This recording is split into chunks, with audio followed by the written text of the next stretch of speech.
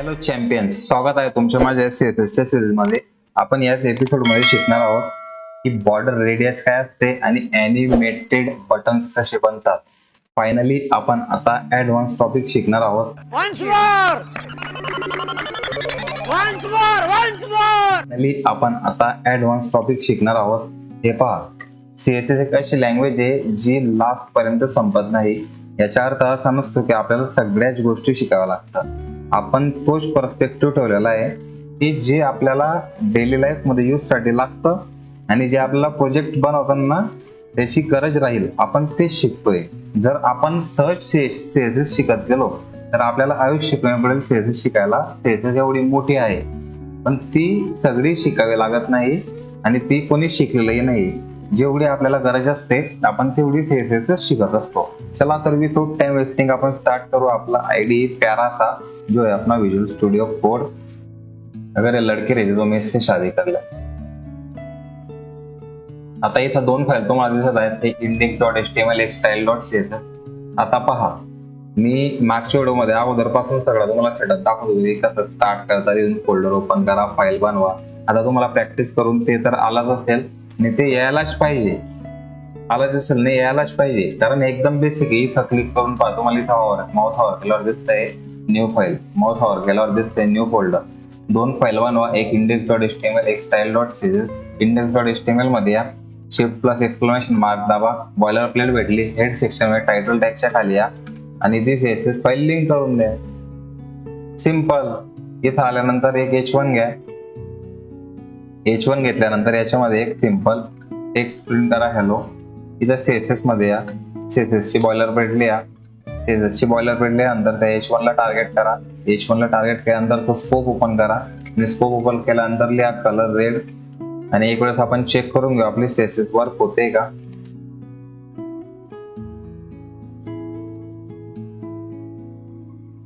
चल भाई जल्दी चल, इतना देर क्यों लगा.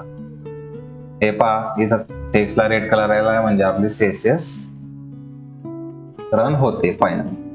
आता h1 ला मी काढून टाकतो आणि आपण वापस जेव्हा आपल्या index.html फाईल मध्ये आता पण काळजीपूर्वक आहे मी काय सांगते. आता आपण सगळ्यात अगोदर पाहू की बॉर्डर रेडियस काय असतं. बॉर्डर रेडियस एक अशी कन्सेप्ट आहे की ती आता मी तुम्हाला डिस्प्ले करतोय. सगळ्यात अगोदर इथे एक डिव घ्या. ओके, आपण हा डिव घेतला. या डिवला सीएसएस मध्ये टार्गेट करू. सीएसएस मध्ये टार्गेट केलं त्याच्यानंतर आपण याला बॅकग्राऊंड कलर देऊ पर्पल. याची हाईट देऊ आपण 300 पिक्सल आणि विड्थ देऊ 400 पिक्सल. आणि आपण कोड मध्ये नंतर जेव्हा रिफ्रेश करू वेट तर काही अशा प्रकारे आपल्याला दिसतोय. तर या डिवची जी पोझिशन आहे ती पोझिशन आपण ठेवू रिलेटिव्ह. आणि रिलेटिव्ह ठेवल्यानंतर त्याला आपण लेफ्ट पासून काहीतरी 30% घेऊ सेंटरला करण्यासाठी. 99% आलेला आहे, 1% बाकी, ठीक आहे. आणि याला आपण आता टॉप पासून 30% घेऊ आणि रिफ्रेश करू. काही अशा प्रकारे तो दिसतोय. आता याला मला याचे ज्या हा जो आपल्याला दिसतोय डिव, याचे जे आपल्याला 4 स्क्वेअर आहेत पहा, first, second, third and fourth, यांना आपल्याला रेडियस मध्ये कन्वर्ट करायचे आहे. तर ते कसं करू शकतो आपण युजिंग सीएसएस ते बघणार आहोत. सगळ्यात अगोदर जो डिव आहे 1 आपण त्याला टार्गेट केलेलं आहे. टार्गेट केल्यानंतर त्याला काही पोझिशन दिलेली आहे सेंटर करण्यासाठी आणि बॅकग्राऊंड कलर आपण पर्पल हाईट विड्थ दिलेली. याच्यात एक आपण न्यू प्रॉपर्टी बघणार आहोत. ती प्रॉपर्टीचे नाव आहे बॉर्डर रेडियस. बॉर्डर रेडियस दिल्यानंतर जे तुम्हाला 4 पॅरामीटर्स भेटतात. मी सगळ्यात अगोदर प्रत्येकाला 0 pixel 0 pixel 0 0 0 pixel and 0 pixel या 4 पॅरामीटर्सच्या व्हॅल्यू दिलेल्या आहेत आणि यांना रिफ्रेश करतो. आता पाहू शकता तुम्ही इथं काहीही चेंज नाहीये, काहीही नाही. पण जसं मी इथं आता फर्स्ट जो पॅरामीटर आहे याला 10 पिक्सल रेडियस देण्याच्या इथं डिफाईन केलेलं आहे आणि मी जेव्हा रिफ्रेश करेल तर तुम्ही आता माझ्या माऊस बघताय इथं कर्व होईल, ते कर्व पहा. मी आता याला रिफ्रेश करतो, पाहू शकता तुम्ही इथं कर्व झालेलं आहे. तुम्हाला दिसत नसेल तर मी याची व्हॅल्यू 10 वरून 30 करतो आणि रिफ्रेश करतो. पाहू शकता तुम्ही इथं एक रेडियस आलेली. तसंच मला या साईडला रेडियस पाहिजे तर मी हा जो सेकंड पॅरामीटर आहे इथं 30 ऍड करेल. इथं 30 ऍड केला आणि जेव्हा मी रिफ्रेश करेल तुम्ही पाहू शकता इकडेही एक रेडियस आलेला आहे. कोड मध्ये जाऊ, इथंही 30, इथंही 30. वापस ब्राउझरला येऊ, रिफ्रेश करू, तुम्ही पाहू शकता चारही बाजूने आता एकदम रेडियस मध्ये फिक्स झालेला आहे. आणि याच्यामध्ये जेव्हा आपण कंटेंट सेट करू तेव्हा ते दिसताना खूप छान दिसणार आहे. वेबसाईट मध्ये रेडियस हे खूप जागेवर यूज होत असतं. आता ही झाली लॉंग, म्हणजे ही खूप आपण लॉंग प्रोसेस केलेली आहे. आता ही यूज होत नाही. आता तुम्ही सिंपल, फक्त सिंपल 30 पिक्सल जर तुम्ही डिफाईन करतायत तर बॉर्डर रेडियस असं स्वतःला सांगतं की 30 पिक्सल जे आहे ते 4 साइडचे आणि आता मी जेव्हा रिफ्रेश करेल फक्त तुम्ही रिफ्रेश केलेलं आहे आणि इथं काही चेंज झालेला नाही. एकतर तुम्ही 30 पिक्सल असं द्या किंवा मग तुम्हाला जर हवं असेल की मला फक्त लेफ्ट टॉप किंवा राईट टॉप किंवा राईट बॉटम किंवा लेफ्ट बॉटमला रेडियस हवी तर तुम्ही इथं पॅरामीटर मध्ये ही व्हॅल्यू देऊ शकता. आता सेकंड पाहू आपण, मी रफ करतो. सेकंड पाहू, DV मी रफ करतो. आता आपण पाहू की एनिमेटेड बटन कसे बनत असतात. मी इथं एक बटन घेतो आणि बटनची व्हॅल्यू देतो क्लिक. बटनची व्हॅल्यू क्लिक दिली, बटनचे नेम क्लिक दिलं आणि मी इथं एक क्लास घेतो आणि त्या क्लास मध्ये मी बटनचा क्लास दिलो BTN आणि मी त्याला ऍक्सेस करतो .btn ने मी त्याला ऍक्सेस केलेला आहे. आणि आता मी फाईल मध्ये जेव्हा रिफ्रेश करेल तुम्ही पाहू शकता मला काही अशा प्रकारे बटन बघायला भेटते. हे बटन रिअली सांगा कोणती वेबसाईट या बटनला ऍक्सेप्ट करेल. म्हणून आता आपण बटन अॅनिमेटेड करणं शिकू. की बटन पाहू शकता तुम्ही आता आपल्याला काही अशा प्रकारे बटन दिसते क्लिक. या BTN ला डॉटने टार्गेट केलेलं आहे. इथे मी बटन टॅग घेतलेला आहे आणि त्याला एक क्लास दिलेला आहे आणि त्याचे नाव जे नेम जे ते क्लिक. आता मी याला सगळ्यात पहिली प्रॉपर्टी देतो. याचा बॅकग्राऊंड कलर जो असेल तो पर्पल असेल. पर्पल बॅकग्राऊंड कलर दिल्यानंतर मी कोड मध्ये येतो आणि याला रिफ्रेश करतो. पहा काही अशा प्रकारे आपलं बटन दिसतंय. तरीही हे बटन एवढं खास दिसत नाहीये. या बटनला देतो पोझिशन रिलेटिव्ह टॉप पासून 30%, लेफ्ट पासून 30% आणि मग मी याला रिफ्रेश करतो. काही ते अशा प्रकारे आपल्याला दिसत आहे. आणि आता मी याची हाईट जी आहे ती 40 पिक्सल आणि विड्थ जी आहे ती 100 पिक्सल देतो आणि नंतर याला रिफ्रेश करतो. 100 ज्यादा हो गया आय थिंक. आपण याला 60 असं देतो. Pretty good. आणि याला 50 करू.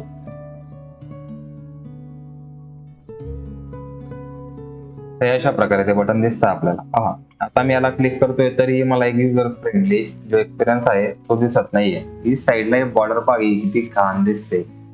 आता ही बॉर्डर आपण काढू. कसं काय काढू? एक प्रॉपर्टी सेटिंग मध्ये ते लक्ष द्या. तिचे नाव आहे बॉर्डर आणि याची जी व्हॅल्यू आहे ती आहे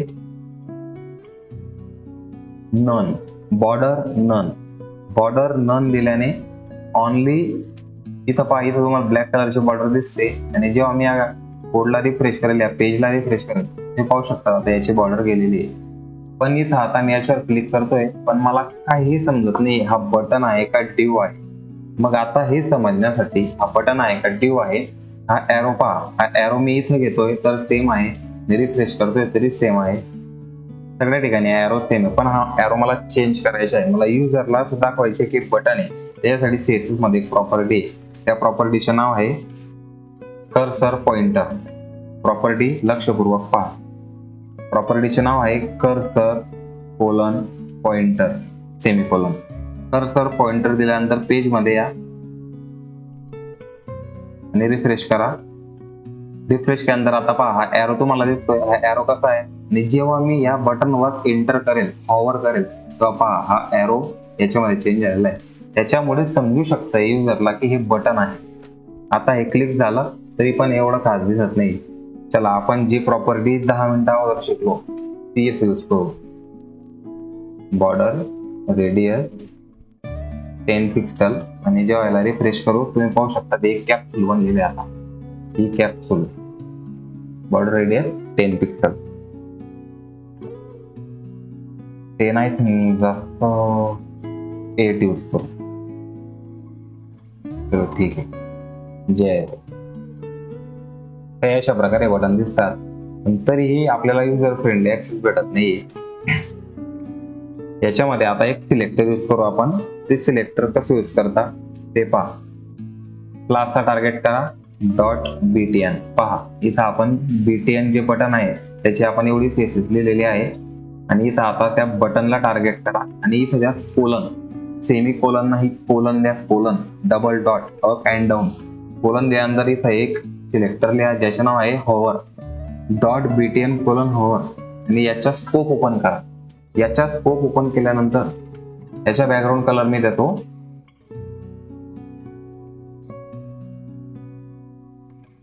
डार्क ब्ल्यू. याच्या बॅकग्राऊंड कलर दिलेला आहे डार्क ब्ल्यू. जेव्हा त्याच्यावर माऊस हॉवर होईल आणि जेव्हा त्याच्यावर माऊस हॉवर झालं तेव्हा तो डार्क ब्ल्यू कलर त्या बटनला अप्लाय होईल, आणि त्याच्यानंतर त्याच्यामध्ये जे टेक्स्ट आहे त्या टेक्स्टचा कलर राहील व्हाईट. त्या टेक्स्टचा जो कलर राहील तो राहील व्हाईट. आता मी याला रिफ्रेश केलेलं आहे, जेव्हा मी पेज रिफ्रेश केलं आणि जेव्हा मी या बटनवर हॉवर करेल तेव्हा तुम्ही पाहू शकता पहा याचा कलर डार्क ब्ल्यू झालेला आहे हॉवर केल्याने, आणि एक क्लिक झालंय, क्लिक नाव ही व्हाईट कलर मध्ये ट्रान्सफर झालेलं आहे. आणि जेव्हा मी हा एरो बाहेर काढेल तेव्हा ते परत त्याच्या स्टॅटिक पोझिशन मध्ये येईल. पहा पण तुम्हाला वाटत नाही का हे खूप लवकर होत आहे. पहा हा एक युजर फ्रेंडली एक्सपिरियन्स नाही वेबसाईट वेब डेव्हलपमेंट करताना. तर एक छोटीशी प्रॉपर्टी आहे जी आपल्याला ह्या BTN मध्ये ऍड करावी लागते. इथं या एंटर करा आणि एक प्रॉपर्टी आहे तिचे नाव आहे ट्रान्झिशन. नाव व्यवस्थित पहा TRANSITION ट्रान्झिशन, आणि मी इथं देतो ट्रान्झिशन 2 सेकंड. ही फाईल सेव्ह केली आणि इथे येऊन मला रिफ्रेश करतो. रिफ्रेश केल्यानंतर पहा जेव्हा मी या बटनवर माऊस हॉवर करेल पहा ते किती प्रेमाने कलर चेंज करतंय. पहा आता मी माऊस काढेल आणि पहा किती प्रेमाने ते वापस येत आहे. पहा मी आता त्याच्यावर माऊस हॉवर केला, परत ते एकदम स्लोली आणि माऊस काढलं, परत एकदम फेड इफेक्ट आपण इथं तयार केलेला आहे बटन मध्ये. फेड इफेक्ट पाहू शकता तुम्ही. आपण हे animated button within 5 minutes create केलेलं आहे फ्रेंड्स. विथिन 5 मिनिट्स तुम्ही पाहू शकता. इथं एकही अशी प्रॉपर्टी नाही आहे की ज्याच्यापासून तुम्ही नोंद नाही. आपण सुरुवात करून बघू. मार्जिन तुम्हाला माहिती आहे, पॅडिंग माहिती आहे, सेकंड हाईट माहिती आहे, विड्थ माहिती आहे. त्याच्यानंतर आपण BTN मध्ये पाहिलं की बॅकग्राऊंड कलर आपण पाहिला, पोझिशन आपण पाहिली. त्याच्यानंतर टॉप पासून टॉप आणि लेफ्ट हे आपल्याला 4 प्रॉपर्टीज इनेबल होत असतात पोझिशन रिलेटिव्ह दिल्यानंतर. हाईट आपल्याला माहिती आहे, विड्थ माहिती आहे. बॉर्डर नन दिल्याने जी आपली बटनची साईडची बॉर्डर असते जी आपल्याला इथं खूप घाण करत होती ती आपण चेंज केली.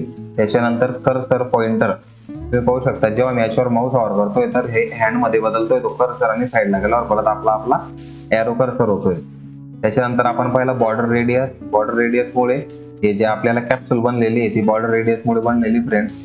त्याच्यानंतर आपण नेक्स्ट प्रॉपर्टी पाहिली ट्रान्झिशन 2 सेकंड दिला, आणि एक सिलेक्टर पाहिला आपण या व्हिडिओमध्ये ज्याचे नाव आहे कोलन हॉवर. हे आपण बटनवर अप्लाय केलेलं आहे. मी याला सांगितलं आपण बॅकग्राऊंड कलर डार्क ब्लू करायचा आणि व्हाईट करायचा. आपण ट्राय करून पाहू. जेव्हा माऊस हॉवर होईल तेव्हा बॉर्डर रेडियस 0 पिक्सल किंवा मग 4 पिक्सल. याला मी आपण रिफ्रेश करू आणि याच्यावर जेव्हा आपण माऊस हॉवर करतो पाहू शकता तुम्ही आता हे बटन एवढं परफेक्ट अॅनिमेटेड बनलेलं आहे फ्रेंड्स. आता मी याच्यावर माऊस काढला, पहा हे बटन कसं आहे. मी जेव्हा याच्यावर माऊस हॉवर करेन पहा हे हॉवर करत असताना त्याच्या लुक सुद्धा चेंज करत आहे आणि त्याच्या फॉन्ट कलर सुद्धा चेंज करत आहे. आणि जेव्हा मी माऊस काढेल तेव्हा पहा ही एक सिंपल कॅप्सूल आहे, ही सिंपल कॅप्सूल आहे आणि कॅप्सूलवर जेव्हा मी माऊस हॉवर करेल तेव्हा पहा ती कॅप्सूल एक बटन मध्ये चेंज होते. फीलिंगा ते भरया मेरा दिल, लुट के न ले गया तेरा ठोडी आला दिल, कल्ला तेरा यार मेरी रानी कोई ना, तू है मेरा राजा ने तू. फ्रेंड्स हाच फायदा असतो की आपण स्टेप बाय स्टेप गोष्टी कशा करतोय. मी एका रांगेत कोड लिहिलं नाहीये आणि ना मी कुठून ऑनलाईन रेफरन्स वगैरे घेऊन की आपण इकडून रेफरन्स घेऊ तिकडून रेफरन्स घेऊ आणि मग आपण हा कोड डिझाईन करू. फ्रेंड्स हा कोड आपण लाईन बाय लाईन लिहिलेला आहे आणि बेटर असेल की माझ्या सोबत तुम्हीही हे ट्राय करा. एका साईडला व्हिडिओ पहा, एका साईडला व्हिज्युअल स्टुडिओ मध्ये कोड टाईप करा आणि ब्राउझरवर रन ही करा. म्हणजे कसं प्रॉब्लेम आली तर तुम्हाला लगेच इथून रेफरन्स घेता येईल.